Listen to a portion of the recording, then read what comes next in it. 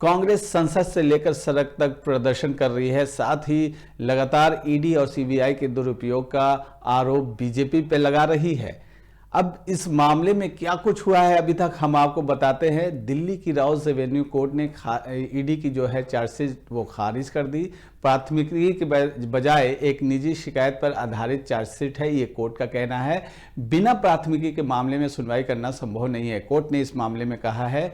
इसके अलावा जो अब तक हुआ है वो हम आपको बता रहे हैं। इस मामले में दिल्ली पुलिस की एफआईआर के आधार पर नई एफआईआर ईडी करने जा रही है। ईडी की तरफ से ये बयान आया है। इसके साथ ही कांग्रेस का संसद से लेकर सड़क पर बीजेपी के खिलाफ प्रदर्शन जारी है। उन्होंने प्रदर्शन किया है। कांग्रेस ने बीजेपी पर जो है आरोप लगाया है ईडी और सीबीआई का दुरुपयोग करने का और बेवजह मामले में फंसाने का। इसके अलावा 1938 में नेशनल हेराल्ड अखबार शुरू की गई थी। ये हम आपको पूरा मामला बताते हैं। 2008 से 2010 तक एजेएल आर्थिक संकट में पड़ा, जिसके बाद अखबार बंद हो गया।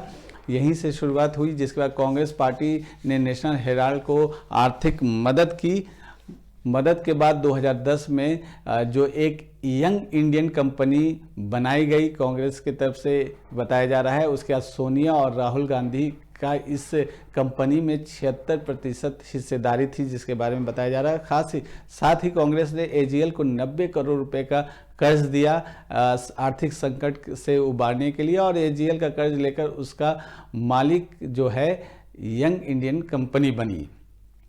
इसके बाद 2012 में सुब्रमण्यम स्वामी हैं, उन्होंने शिकायत दर्ज की कोर्ट में इसी नेशनल हेराल्ड मामले को लेकर। 2014 में कोर्ट ने सोनिया, राहुल गांधी समेत 6 को सम्मन भेजा इस शिकायत के बाद। उसके बाद 2015 से 2020 तक मामले की सुनवाई हाईकोर्ट और सुप्रीम कोर्ट तक चली। इस पूरे मामले को लेकर 2022 में ईडी ने गांधी परिवार से पूछताछ शुरू की। 2022 में कई बार ईडी ने इनसे पूछताछ की। उसके बाद 2023 से 2024 तक ईडी ने जो संपत्ति को है जब्त करना शुरू कर दिया। अप्रैल 2025 में ईडी ने 661 करोड़ की संपत्ति को अटैच किया। इस पूरे मामले में ईडी का आरोप है कि सोनिया, राहुल ने एजीएल को हड़पने की कोशिश की। ये ईडी अपने तरफ से आरोप लगा रही है, दिखावटी फंडिंग की गई।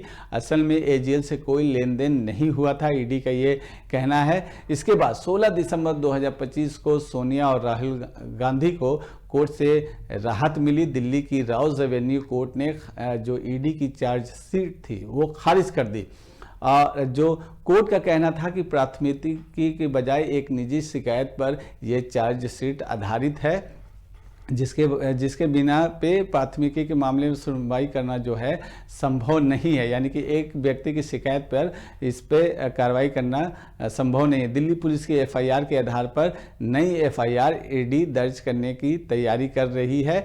और इस फैसले के साथ ही कांग्रेस जो सड़क पर उतर आई है, उसके कार्यकर्ता कई शहरों में लगातार प्रदर्शन कर रहे हैं और बीजेपी के खिलाफ जो ईडी और सीबीआई का एजेंसियों का दुरुपयोग करने का आरोप लगा रहे हैं। तो ये पूरा मामला हमने आपको बताया किस तरह से नेशनल हेराल्ड का जो मामला है अब तक चला और अब तक क्या हुआ इसमें।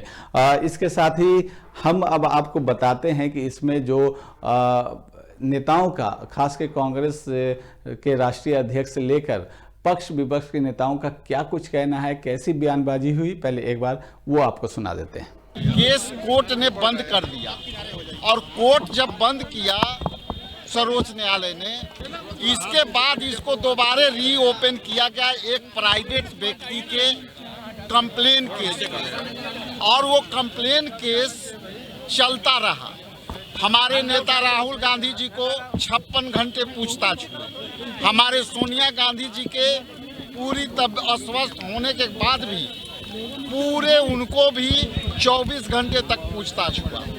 उसके बाद केस का हेयरिंग हुआ। कल का घटनाक्रम है कि माननीय सर्वोच्च न्यायालय ने मना कर दिया कि ये कंप्लेन केस है, किसी प्राइवेट व्यक्ति के कंप्लेन केस को आप समन कैसे आप जारी कर सकते हैं।